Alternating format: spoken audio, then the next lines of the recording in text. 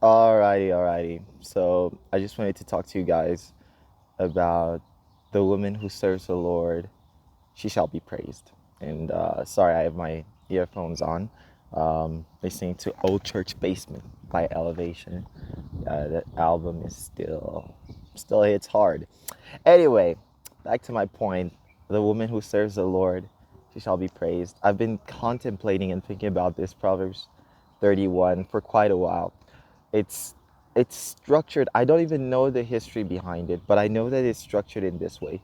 It's a mother talking to her son, and that son is a king, King Lemuel. Some suppose him to be King Samuel. I mean Solomon. But anyway, the story is just beautiful. It's the advice of a mother to his son. She starts off by saying, one of the things she starts off by saying is, it is not for kings. It is not for kings, O Lemuel, to drink wine or consume intoxicating drink. And then she goes by saying, do not give your strength to women, or that which will, take away your strength. And then she goes on to talk about this woman who is worth more than rubies. And that's what I've been contemplating about a lot lately. The whole idea of the woman who serves the Lord, she shall be praised.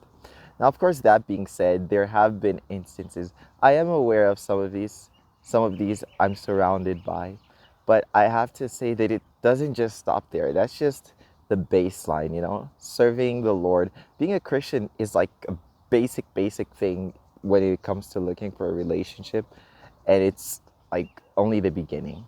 But I just wanted to make this video kind of to talk about that idea, and also kind of praise these girls, these women that are demonstrating, that are embodying those qualities talked about in Proverbs 31. So, yeah, hold on. Okay, sorry about that. Now, this woman in Proverbs 31, first of all, she's a wife. She has servants who help her do what she needs to do. So I think it needs to be talked about. But the way that she just carries herself, the way she takes care of her family, the way that she takes care of her husband, her children, and the way that she is to the poor, to people all around her, is just so beautiful. And I just wanted to talk about that a little bit and just say that to all the Christian girls and women out there who are pursuing holiness and righteousness and seeking to live like the Lord day after day, I just wanted to say, like, keep going, keep doing what you're doing. The Bible says, do not grow weary in good doing, for in due time we shall reap. In due time, you're going to reap. Now, I'm not saying you're going to necessarily reap a relationship, because a relationship is not a reward for anything. The Lord doesn't reward us with relationships. It's kind of like an added extra. The Lord is not obligated to give us a relationship or to do any such thing. But anyway, not just that, I didn't just want to praise the women who are embodying the Proverbs 31 thing, but I also just wanted to talk about how easy it is, because I'm also thinking about the idea of how you have all these women of the world, right? And some of them, they have the looks, and they have this and this and that. But there's this one passage which is still there in Proverbs 31, which just strikes me, and it's so amazing. And it says that charm is deceitful, and it's in the ending piece, and it just goes to show what a literary masterpiece Proverbs 31 is. Charm is deceitful and beauty is passing, but a woman who serves the Lord, she shall be praised. Like, that's just first of all, that's a poetic literary masterpiece all on its own, and that's so true. And I think that now I'm speaking in general, and I think this is going to apply and be relevant to men and women, um, that, beauty is deceitful. Physical attractiveness is deceitful. Now, am I saying it's irrelevant? No, not at all. I mean, why would God give us that sense of attraction if it was going to be irrelevant? Like, he wouldn't be unfair like that. But I'm saying that placing that as a first thing when we're looking for a relationship, that's dangerous. It's not good. I think attraction should be one of the things. And as I said, of course they should be Christian. It's like one of the base things. Attraction is one of the underlying things. We don't really get to it because you see in the world, the way that it works is we start with attraction. Oh, okay, we like each other. And then we go to the next level. And then, okay, are they Christian? Okay, if they're Christian, okay, great. And then we kind of ignore them. We just get carried away with the infatuation. But why does it have to be like that? Like, it doesn't have to be like that. Because in the kingdom, things are in the reverse. It starts with, first of all, the basic has to be Christian. And then it goes on to character. You see, being Christian is basic. It goes on to character, and it goes on to, is this someone who aligns with my direction in life? Because being Christian and attractive is not enough. Being attracted and being Christian is not enough. I'm telling you that, like, it's not enough. So are we going, for example, you're gonna have to think, are we going in the same direction? Now I'm speaking to both men and women. Are we going in the same direction in ministry, in life, in doing ABC?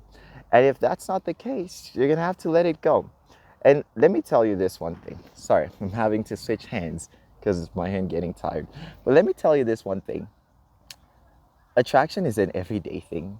You're like almost every day, in fact, very usually you're gonna see and you're gonna find people whom you find attractive. Some of them you're surrounded by every day. Some of them you see here or in the public or whatnot. But that doesn't mean you have to do anything. Here's what I do when I find someone attractive. I'm gonna give you what I do. Is I just bring it to the Lord. And usually the Lord will tell me, he'll go like, no son, nah, don't even waste your time. And what that really helps me with is like not wasting my time having a crush or obsessing over something that's not going anywhere, you know? And I think a lot of times we can get so caught up in being attracted to someone that we develop feelings, we develop a crush, and then we find ourselves building these fantasies of what it would be like to be in relationship with them, and etc. and etc. It's a trap. Don't do that. I've had a lot of times where I've almost fallen into that trap, and the Lord said, don't entertain that, stop it. And so I just want to speak to every one of y'all. Like, if ever that time comes up, don't do that. Don't entertain it, stop it. So I'm not like looking at the camera the whole time. This is how I talk. But anyway, yeah, charm is deceitful, very much so. Now, what should you be looking for? Find someone that loves the Lord a lot. That's a good place to start, okay? And secondly, find someone you like someone you enjoy spending time with, someone you vibe with. Thirdly, now I don't believe in the one, but thirdly, find someone who is headed in the same direction as you, whose direction in life is the same as you. If, let's say, you have someone who wants to travel and you're a person who you believe you're called to serve where you are, you know, like in your life, you're not called to go many places, then it's not going to align. Find someone you can agree with. Because, for example, in an area like finances, that's something couples deal with a lot. They fight about a lot, you know. How can two walk together unless they're agreed? That's what marriage is about. Find someone you can go to war with. I heard in an Instagram reel. Find someone who is not gonna, who loves the Lord. Now I'm giving typical Instagram reel advice. But anyway, it's true. It's true. There's nothing wrong in repeating what's true. But find someone who loves the Lord a lot. I've already said that. But now to end off, I would say find someone who's headed in the same direction as you. And also pray about it. There's nothing wrong with good old prayer, because the Lord still intervenes and he still comes in and he still helps to lead in the right path. Like, I don't necessarily believe it. I don't really believe in the one, but I do believe that the Lord does step in relationships to lead us, to guide us. And yeah, you're going to be okay. Yeah. I don't know. Maybe that's all you need to hear, you're gonna be okay. It's gonna be okay. And remember, relationships are not the end goal. God is the end goal. And it's okay if we don't ever get to partake of that. It doesn't matter.